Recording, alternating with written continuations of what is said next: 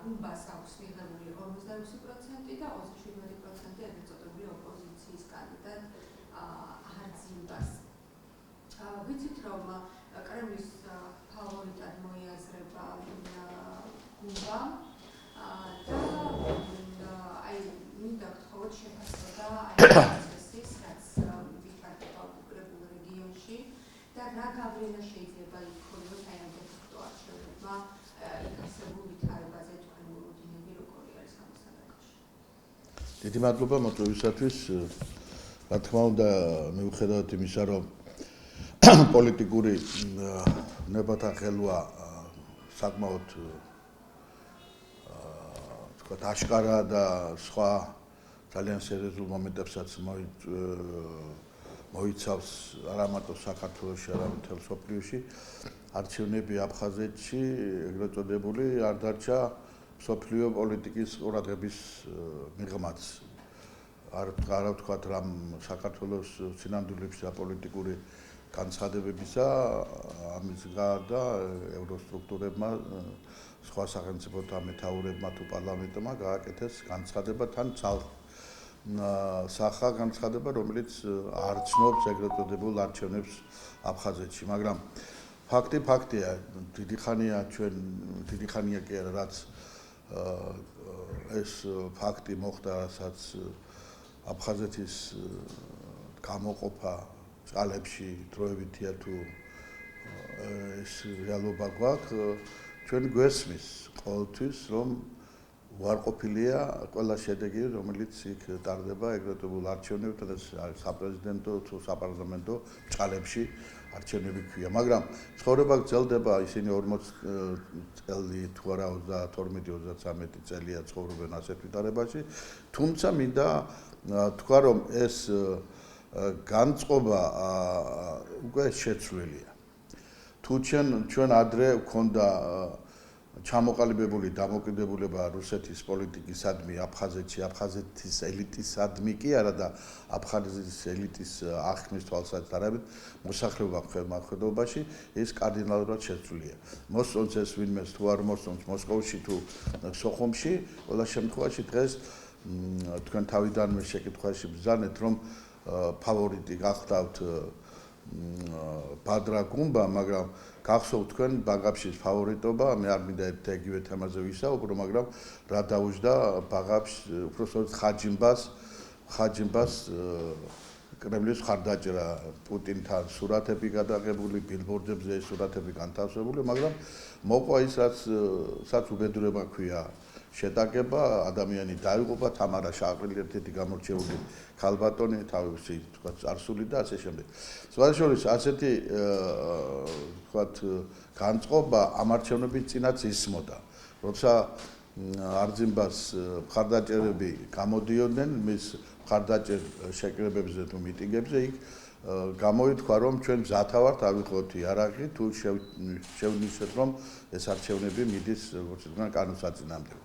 მაგრამ დღესაც მოხდა საოცარი რამ იმ თვალსაზრისით, რომ მიუხედავად იმისა, რომ რუსეთი ყველა ხერხით ეს იქნებოდა მედია, ეს იქნებოდა ჩამოსვლა მაღალჩინოსნების სოხუმში თუ სხვა რამ, პრაქტიკულად გუმბას უალტერნატივო არჩევნები თუ გამარჯვება უკვე როგორც იტყვიან ხელში ეკავათ მათ მის მომხრეებს, მაგრამ მოხდა ის, რაც აფხაზურ საზოგადოებაში ხშირად ხდება. ამ მხარდაჭერამ როგორც იტყვიან დათური სამსახური გაუწია მას თვითონ და მიუხედავად იმ ეგრეთ წოდებული კვლევებისა, სადაც გარანტირებული იყო როგორც გამარჯვება არჩევნებში გუმბასათვის, ამათ არც ერთ მხარისათვის პრაქტიკულად გამარჯვება უბრალოდ სწორი პროგნოზი ვერ და არ გააკეთა. საქმე იმაშია, რომ ვარაუდობდნენ, რომ არძიმბას ექნებოდა 15%-ზე და ამის სხვა ფარგლებში, მაგრამ თქვენ ნახეთ, თქვენ თვითონ ბრძანეთ 37%-მდე მივიდა. ექნებოდა 54-55% გუმბას, მაგრამ არის 46%-ს ძლივს გადასცა. და ყველაზე მნიშვნელოვანი რა არის? ხო, ორი უბანი იყო გახსნილი რუსეთში. ერთი ჩერკესკში და მეორე მოსკოვში. იქ 100%-იანი გარანტირებული ქონდა მაქსიმალური ხმებით გუმბას, მაგრამ მოხდა რომ პრაქტიკულად სადღაც 40 ხმით ამ ორივე უბანში მოიგო მხოლოდ იმან გუმბამ. დანარჩენი ხმები წამოიღო ამ მისმა ოპონენტმა. ესე იგი, პრაქტიკულად რუსეთი იქაც ვერ მართავს აფხაზების განწყობას, მით უმეტეს იმ ხალხის განწყობას, რომელთაც თვითონ რუსეთში ცხოვრობენ. პარადოქსი იყოს თუ პარადოქსი არის თუ არა ამ შედარებებში, ჩვენ ხშირად ხვდებით, რომ რუსეთში მაცხოვრებელი ხალხი, არარუსი მოსახლეობა, ძირითადად რუსეთის ხელისუფლების წინააღმდეგ ილაშქრება ხოლმე. ამ შემთხვევაშიც გვაქვს ჩვენი სიტუაცია, რომ პრაქტიკულად აფხაზურმა რუსეთის პროტეჟემ მისმა როგორც ითქვიან ამ კანდიდატურამ განიცადა კრახი. ეხლა მეორე ტურიც არ არის თლად ისეთი, რომ გარანტირებული აქვს არძენბას გამბას გამარჯვება, რამე თუ მეორე ტურში მოქმედებს კანონი, რომელიც გაწერილია მათ ეგრეთ წოდებულ არჩევნების შესახებ კანონში და ის გულისხმობს იმას. ამით მოიგო სხვადასხვა წინამორბებმა ასლამ ჟანიამ, როცა წინააღმდეგი ყველა ემატება იმ ხმას, რომელიც აიღო მეორე ტურში რომელიმაც კანდიდატმა. ესე იგი, თუ მოგებულთ დაუშვათ კანდიდატს აქვს 500 ხმა პირობითად, მეორეს აქვს 400, მაგრამ ყველას წინააღმდეგ თუ არის 150 ხმა, ესე იგი 150 ემატება მეორე ადგილზე, ის გადის პირველ ადგილზე. ესე იგი, ასეთი კანონი არსებობს და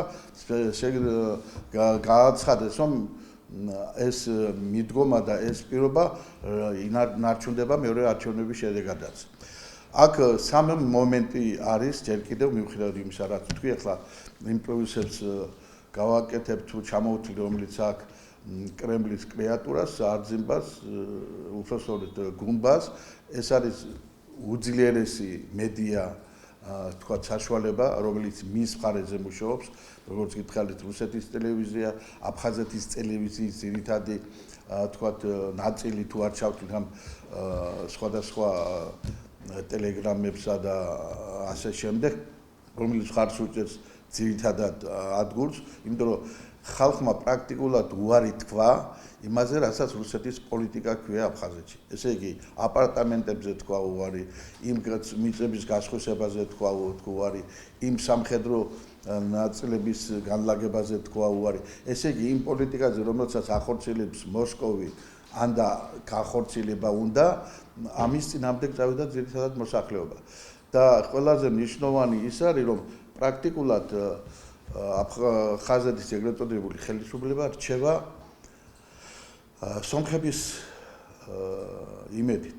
იმიტომ რომ სომხებს ყოველთვის ჰქონდათ ეს პოზიცია, რომ ისინი იყვნენ, თქვათ, ძლიერთა მხარეზე, ესე იგი ხელისუფლების მხარეს და დღეს სომხეთის მოსახლეობა ელექტორატი პრაქტიკულად მეორეა, თუ პირველი არ არის ამ არჩევნებში, ამიტომ სომხეთის იმდენად ძლიერი იყო ხელისუფლების და მათ შორის რუსული ძალების, რომ ისინი იძულებული გახდნენ გაეკეთებინათ განცხადება, რომ ჩვენ უпростоრეთ ამას გზნობდნენ არძენბას მომხრეები და სომხებთან გაიწეს სიარული და მოწოდება, რომ მიიღო ის გადაწყვეტილება, რომელიც აფხაზეთს გამოადგება და მათ შორის მათ.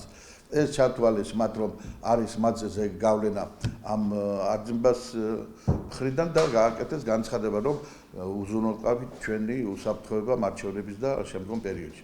ესე იგი, პრაქტიკულად ეს მასმედია, რომელიც რუსულ მხარეზე არის, ამ კანდიდატის მხარეზეა, გუმბას მხარეზე, მეორე მატერიალური და ფინანსური უზრუნველყოფა, თუმცა არძენბასაც არ აქვს ნაკლები, მაგრამ ყოველ შემთხვევაში გუმბას მხარდაჭერა რუსეთის ფაქტორის გაცილებით მეტია და ამას პლუს ის, რომ გუმბას აქვს ის მდგომარეობა, რომ ელიტა და ადგილობრივი ადმინისტრაციული რესურსი მას უჭერს ხარჯს და ამან შეიძლება გადაწინოს იმას, რასაც ხალხის განწყობა ქვია.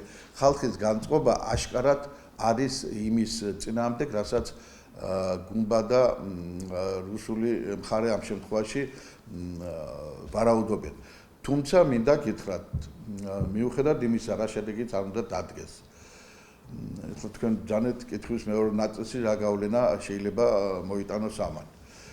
გავლენა ის გახლავთ, რომ რამდენად არის შესაძლებელი, რომ იქ ეგრეთ წოდებულ თქვათ პროცესებს, რომელიც ქართული მოსახლეობის სადმი დამოკიდებულება ქვია, ის რაღაცნაირად შემსუფუქდეს, უფრო ლიბერალურ და მობიერი გახდეს. აქ იმის გათვალისწინება, რომ ვინც გუმბა მოვა თუ არძება მოვა, არიქა ქართველებო თქვენთან მოვდივარ და არიქა დაგვახვედრეთ ყველაფერი, რაც ჩვენ სასარგებლოა, ამის მოლოდინი მე არ მაქვს, მაგრამ ყველა შემთხვევაში არის ისეთი მომენტი, რომელიც აშკარად გამოიკვეთა. ესე იგი, არძება არის მონათლული როგორც პრო-თურქული კანდიდატი, ხოლო აშკარად და თქვა არ მალავს მათ უმეტეს ადგილობრივი მოსახლეობა და ამის შიშით აქვს, რომ ის კრემლის მიერ დასმული იქნება და ყველაფერი, რაც ასლან აბჟანიას დროს მას ჰქონდა დაპირება რუსული ოლიგარქებისადმი, რაც ჰქონდა მას დაპირებული პოლიტიკური ისტაბილიზაციისადმი, ამის თქვათ განხორციელების გარანტია მისცავო ამბობენ ბატონმა გუმბამ ჩამოსულ კირიენკოს ამ დღეებში, რომელიც იმყოფებოდა სოხუმში. ესე იგი, რაც არ უნდა იყოს იქ აშკარად ანტირუსული პოლიტიკა ვერ განხორციელდება, იმიტომ რომ აფხაზური მხარე ყველა შემთხვევაში მიიჩნევს, რომ მათი სამართლობის გარანტი, მათი ეგრეთ წოდებული სახელმწიფოებრიობის გარანტი, მათი ქვეყნის ეგრეთ წოდებული სუვერენიტეტის გარანტი მხოლოდ და მხოლოდ რუსეთი შეიძლება იყოს და ის ხანდახან საქართველოს მიერ გამოშორილი მზერა არ არის თქვათ ის, რაც რეალურად გადაწყვეტს მათ მოbrunებას ჩვენთან. მაგრამ ჩვენი პოზიცია ამ შემთხვევაში. მე ვფიქრობ, რომ ჩვენ ძალიან მოგუდული თუ შეიძლება ასე ითქვას, სარგონა თუ არ ჟღერს, დამოკიდებულება უნდა გამოვხატოთ, ისე როგორც არ სერიოზულად კი არა, იმაზე მეტი რაც გაკეთდა ამას ასე ვთქვათ, ვერ გავაკეთებთ გარდა იმისა, რომ ჩვენ არ ვცნობთ ამ არჩევნებს, მეორე ვინც არ უნდა მოვიდეს, მასთან უნდა გავაგრძელოთ ურთიერთობა, თუმცა ურთიერთობა არც ერთ წინა ეგრეთ წოდებულ ხელისუფლებასთან, საქართველოს ხელისუფლებას სამწუხაროდ არ ქონია, მაგრამ შეიძლება ამ რეჟიმით ვიყოთ და ვეცადოთ, რომ ის ეგრეთ წოდებული, ვთქვათ, ახალი შემადგენლობა, რომელიც ახლა მოვა, მასთან რაღაცნაირად გავშალოთ დიალოგი, რომელიც გამოგვადგება ღმერთმა ქნას და რეალურად თუ კარდინალურად პოლიტიკურ ველზე, რომელსაც ქვია რეგიონალური ასე ვთქვათ პოლიტიკური ველი, რაღაცა თუ შეიძლება ჩვენ მზად ვიყოთ აფხაზებთან პირდაპირ დიალოგში შესასვლელად.